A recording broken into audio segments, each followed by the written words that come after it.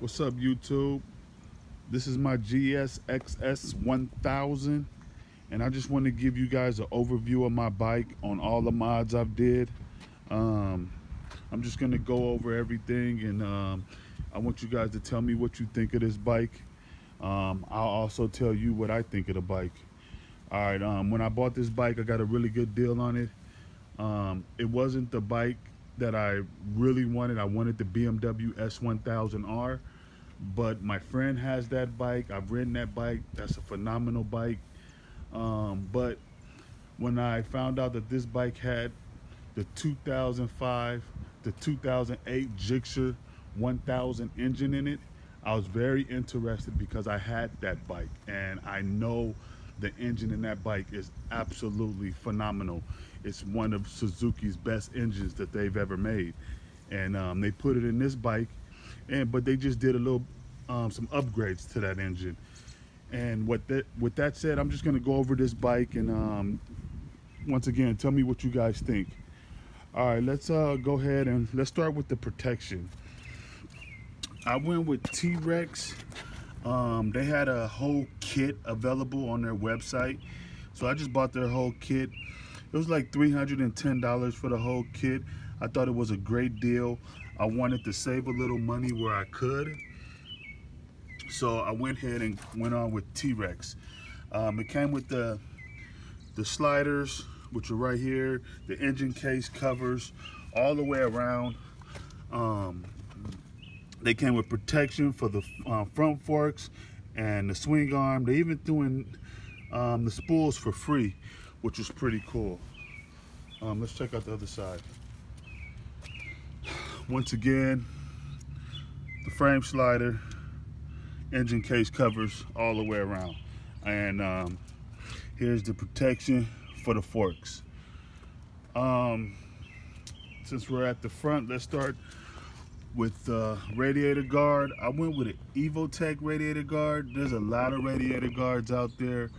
I went with Evotech because I thought it gave the bike its best look, and at the same time it gave what I thought was the best airflow, and I knew the fitment would be spot on, so I went with Evotech. But you can go with whatever it is you want to. Radiator guards, they make a million of them, so just make a wise decision. As you guys all know, in America, the lights are big round orange ones and they look absolutely hideous.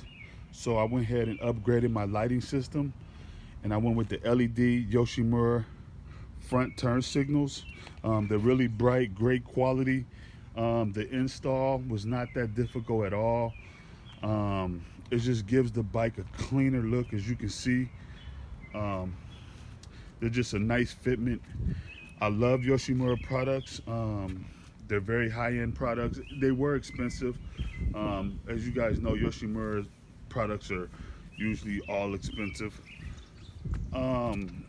Here's the rear. I matched that up with a fender eliminator kit, and it just gives the bike a clean overall look. Let's get a side view.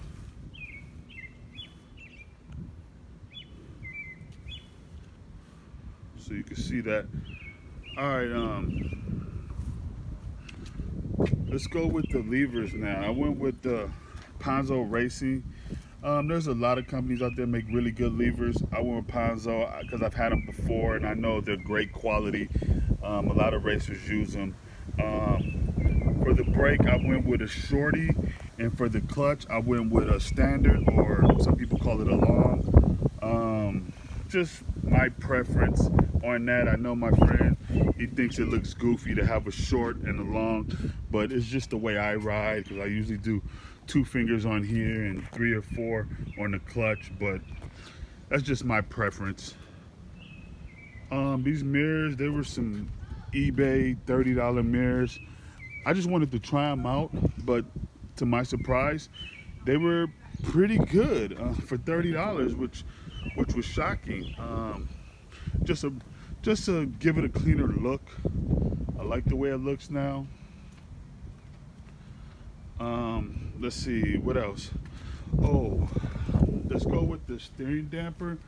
I went with a Toby steering damper. I wanted a Öhlins, but Öhlins doesn't make a steering damper for this bike. So I went with this is the only one that I found that I felt comfortable buying. Yes, there's a lot of eBay knockoffs and Chinese steering dampers, but I went with this one. It's from Revzilla. It was very expensive. It was like $500 for this. And I didn't know anything about Toby Racing, but I took a leap of faith, and I'm actually glad that I bought it. Like it's actually really good, and I was surprised how good it was. I know some guys have fitted Öhlins steering dampers on this bike, but they've had to rig it or make custom brackets or whatever, because Öhlins doesn't make a steering damper specific for this bike. But you can rig it and put a Öhlins on here. I just didn't want to do that. I just wanted something specifically made for this bike. Let's see what else. Oh, the chain. The chain, this is an OEM chain. It's just blue. It's something Suzuki gave to me. They were doing the promotion at the time I bought the bike, and they gave me this chain.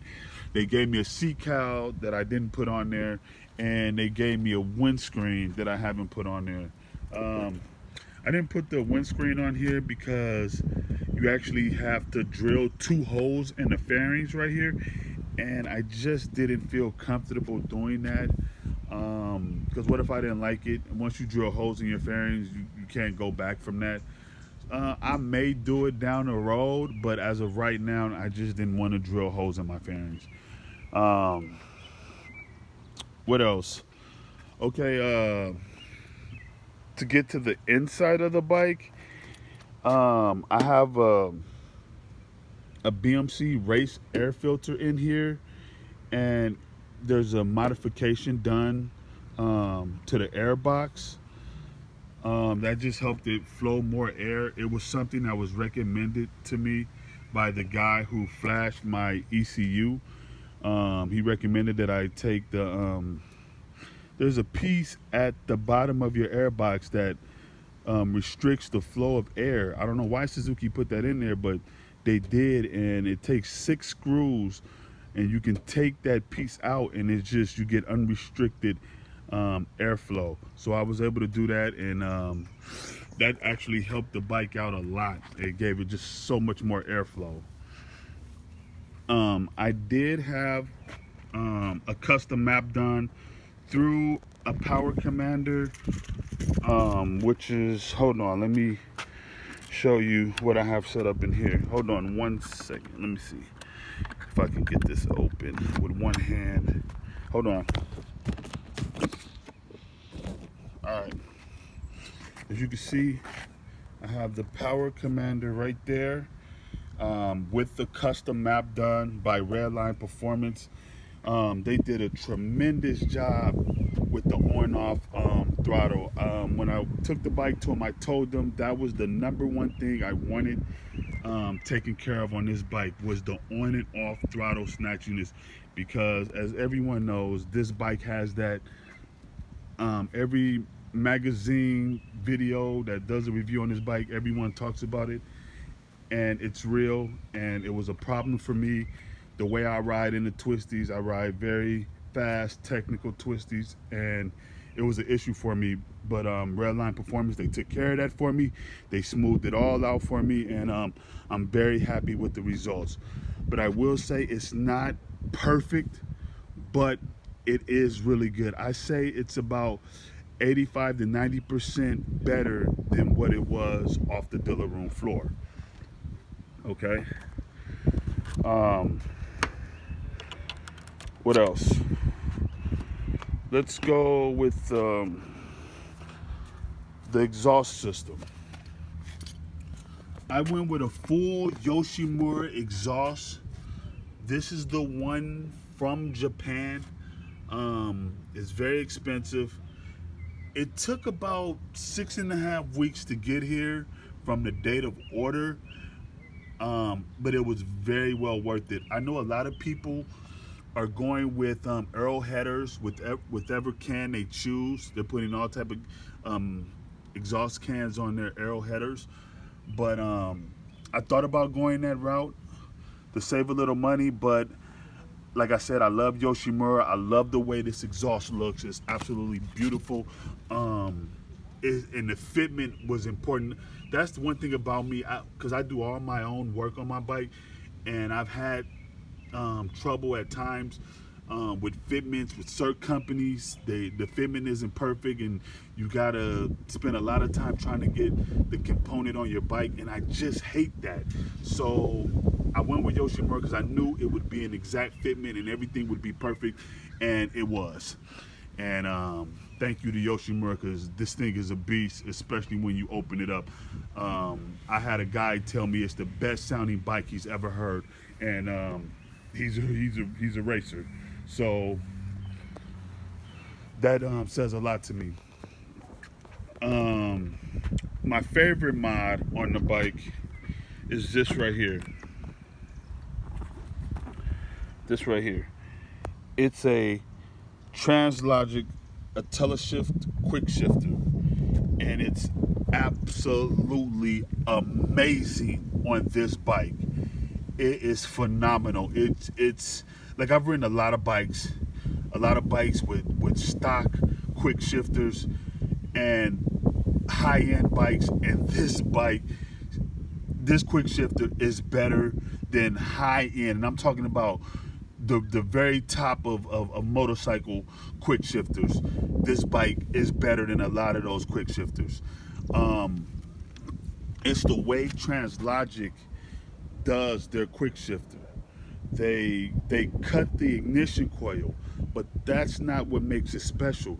They cut each individual ignition coil one at a time, progressively, in a seamless manner, and that gives you the smoothest shifts possible. And if you don't believe me, just Google Translogic and teleshift quick shifters, and you'll find out for yourself. Like, they're absolutely amazing quick shifters. Okay, the bike is cold. I haven't started it in a couple days, so I'll give you guys a cold start. Hold on, let me put the seat back on.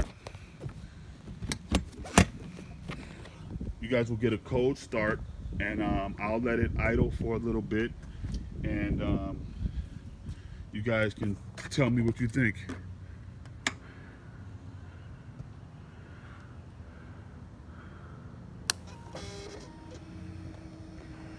And what's cool about this bike is, I love this feature. You can just tap the start button and it will keep turning until it starts. It's the only bike I know that does that. That's pretty cool. See if I just, oh, it's not in neutral. Sorry. Let's put this bad boy in neutral. And then just tap this button right here. See, it'll keep turning until it starts, which is pretty slick.